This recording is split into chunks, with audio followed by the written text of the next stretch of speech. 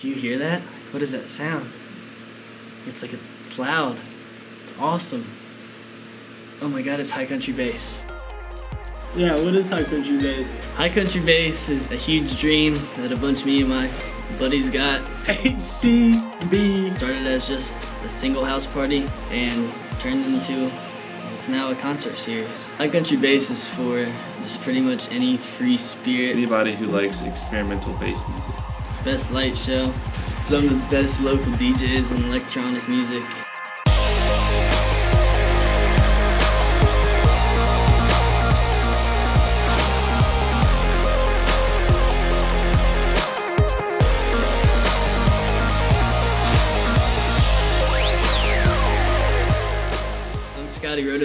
Scotty Roddy Seiler. I think that's how he says his name.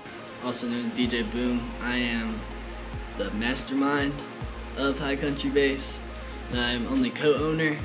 However, I am full owner here. Most of us here at High Country Bass are from another town or city that have these electronic events more often. A couple of us decided to try to work up something so we could have electronic music event here in Boone. Yes, it's been done before. Was it many of them ever successful? On a large scale, no. Overall, High Country Bass is awesome. It's a great idea. It's a great idea. High Country Bass is bringing bass music and EDM to the high country and keeping it here. EDM is known as electronic dance music. Electric dance music. Just a more futuristic vibe to it. A lot bigger, louder, electrifying sounds. As long as there's bass. And concerts range from being in venues into clubs, any wide open land where tens of thousands of people can fit. Local DJs to people that are played on the radio like Zed or Skrillex. I mean, anybody and everybody is welcome to the EDM world, and that's the best thing about it. There's no judging. We all loved EDM and DJs and music, and then we were just all immediately buddies because that's the people I've always grown up with. EDM culture right there. Yeah. It's a big group of family. Big group of family. We decided that we wanted to start a fan base. We started by having a party that was going to be like the kickoff celebration party, and the house that the party was supposed to be at ended up falling through. We happened to stumble upon the Harvest House. Contacting them and many emails later, we finally were able to come up with a set date. High Country Bass was formed. Isaiah hit me up and he was like, my friends are these DJs, you should design these posters for them. Got a logo built up. Yeah, it turned out to be Scott. We just thought he was a cool dude. We set our date for the first event 4 weeks in advance. We didn't really have a meeting probably till about a week before the actual show. Yeah, we didn't know anybody until the day of the show. So many of my team members, I had no idea who they even were. I just have virtually spoken with them over Facebook, text messaging. We finally were able to work something up. Didn't get anything completely finished till hours before the show, and we had probably one of the best shows I've ever attended / played on a local level. So the first show opened up. First thing I played, it was just tons of bass. Everybody was in there was like, okay. Got done, and then Scott came and talked to us afterwards. He's like, next time y'all gonna go later for sure. And I was like, all right, man, that'd be sweet. We'd love to. We sold a little around 200 tickets on the first show.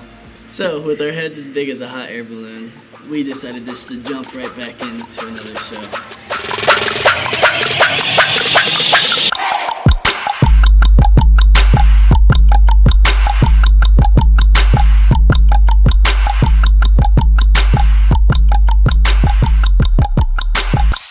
High Country Bass, sick. Not as sick this last time because they didn't really know. They didn't really hire a sound board engineer. We got an email from the Harvest House letting us know, sadly, that the sound engineer had a death in the family and he wasn't able to make it for our show. Shout out to Tim. However, they reassured us that they had somebody that was just as qualified. I asked him if he had ever mixed before, and he told me hardly ever. So as we're doing sound check, everything's going as planned before everybody gets there.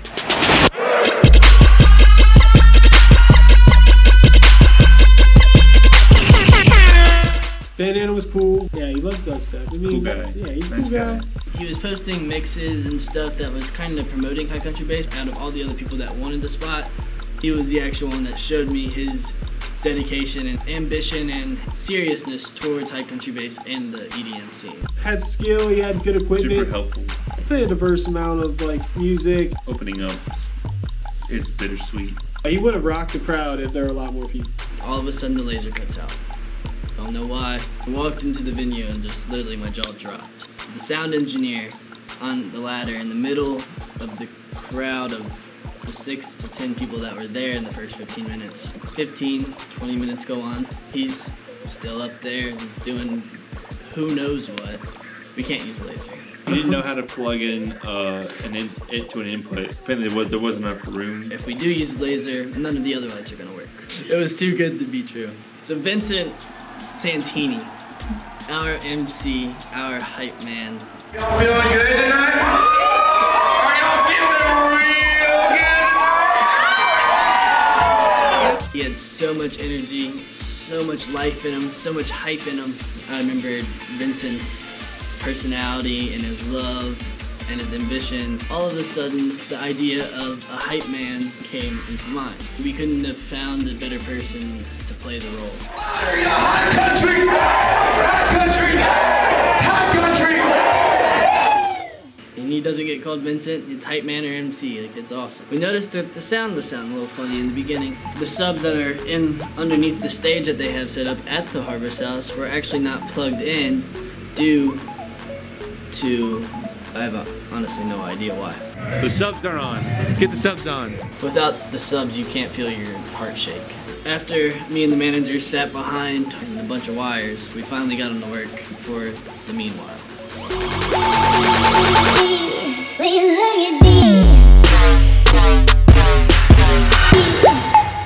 DJ who was a DJ I played a show with. I like his old school style. He plays a lot of old school hip hop. He's more turntablism. He's an actual disc jockey. He actually uses your turntables that you see that your grandparents have.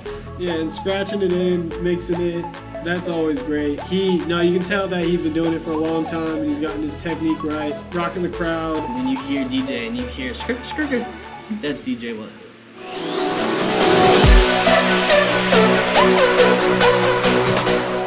We went to go set up Hood Intentions, our third act. Plugged it in to What Who's Mixer. This was pretty much the same thing we did as the first show. Everything on top of everything started doubling up. The mixer was putting out buzz. Then we couldn't even hear our sound. We had to go and use somebody else's mixer. Switching out chords. At the same time, everyone is scrambling back and forth. Yeah. Vincent's still doing his thing. Vincent killed it at MCing, taking the whole crowd back and forth, doing the wave.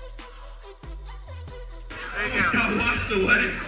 And the look on the sound guy's face was probably more confused than asking an English major math questions. Shout out to What Who. I apologize for yelling at him.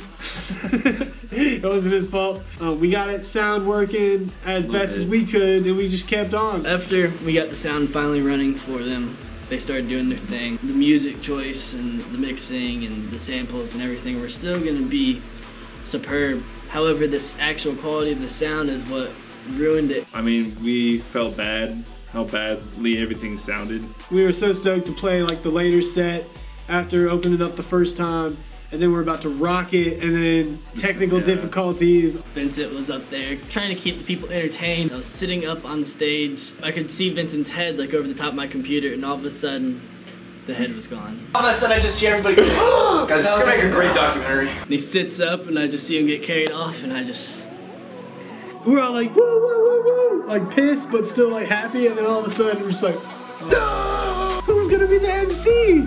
But killed it, even. I saw him walking after that. I don't know if that helped. He walked out of there. He walked out of there. He walked his ankle. Smile all over his face. He had a cankle. You could have probably had a party in the size of that swell. Shout out the cankles. He'll never forgive himself for it, but he is the reason why many people probably stayed, honestly. Sorry, Vince. Got it? I can't help but laugh. Yeah, I'm sorry for laughing right now. I'll never dedicate another set to anybody else, but that was, I mean, he deserved that and everybody else's set. Trippy.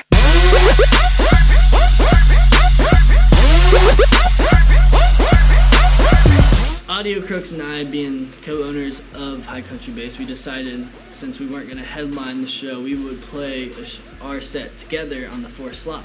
Fall semester of 2012. All my friends were really into freestyle rapping. I was terrible. So I thought that I'd pick up the mixing of the beats, or whatever you want to call it. A couple of my buddies reminded me of a friend they had that was a DJ in Charlotte, and he's been doing it for 5 to 6 years now, and he actually is who taught me everything I know. Audio Crooks has mad skills. You can tell that he's serious about what he's doing because the work he puts into it, kind of equipment he has is, what kind of, like, how his mixes sound. Basically, I didn't know he was signed until Vincent called him onto stage, and he was just like, "This dude's signed!" I was like, "Oh, that's look pretty sick, man." On his shirt, I look pretty sick up, and it's pretty sick. And if it wasn't for him, I'd probably still be playing house parties, mixing top 40 and not really sounding good at all.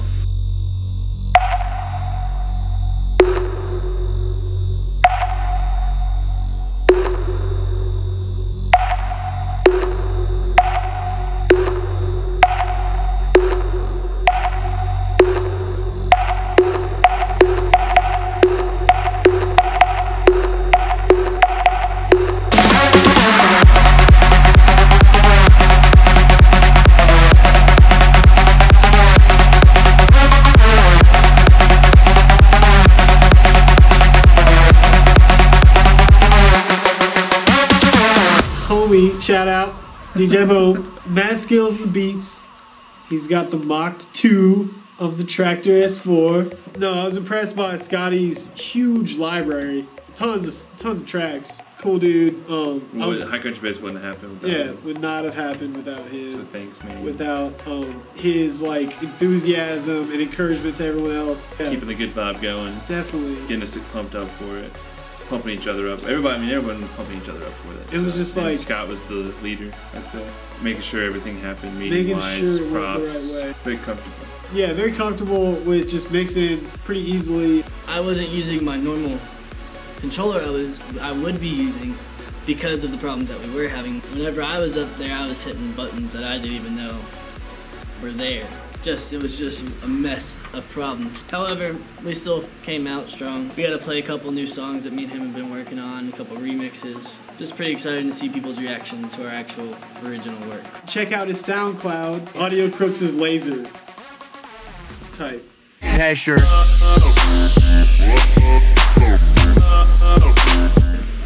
Triptych is actually coincidentally my neighbor, which I had no idea existed until after the first High Country Bass show. I don't really know Triptych Zach too well. I met him a couple times.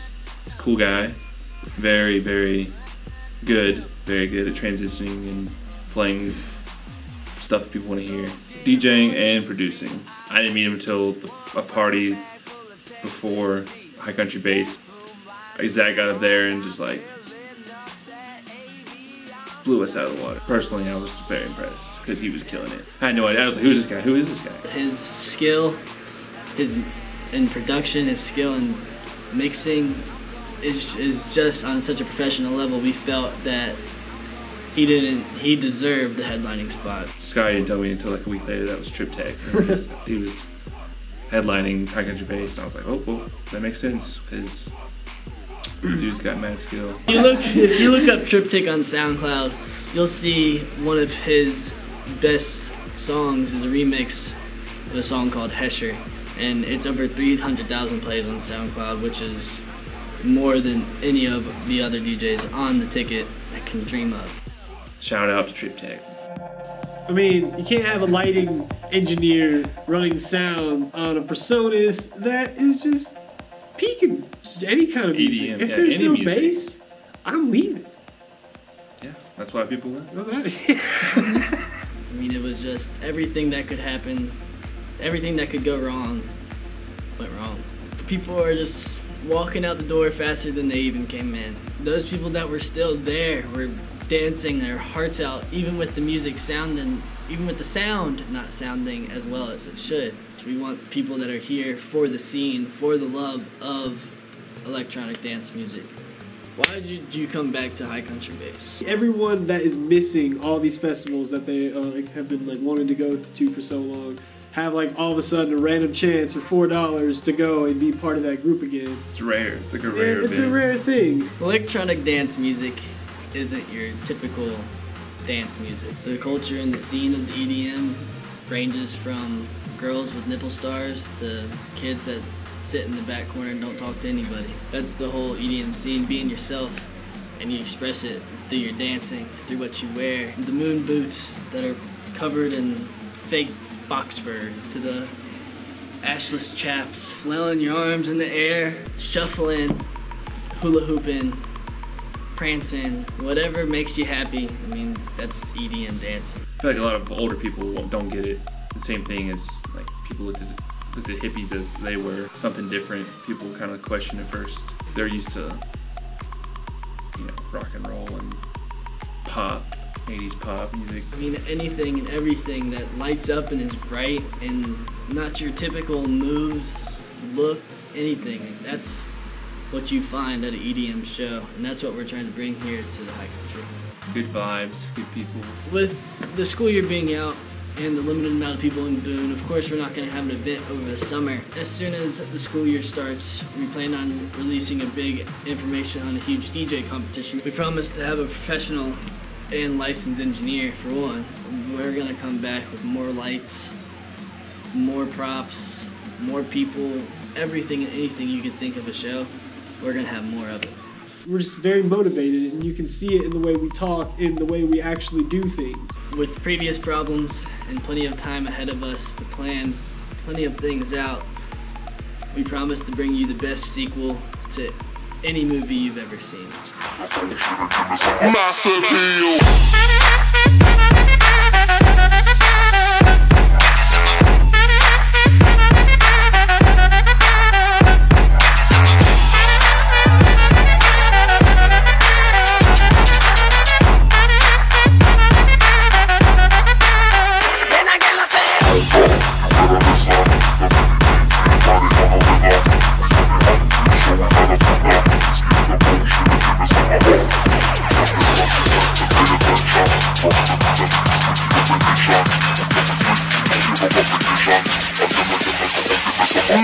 heel.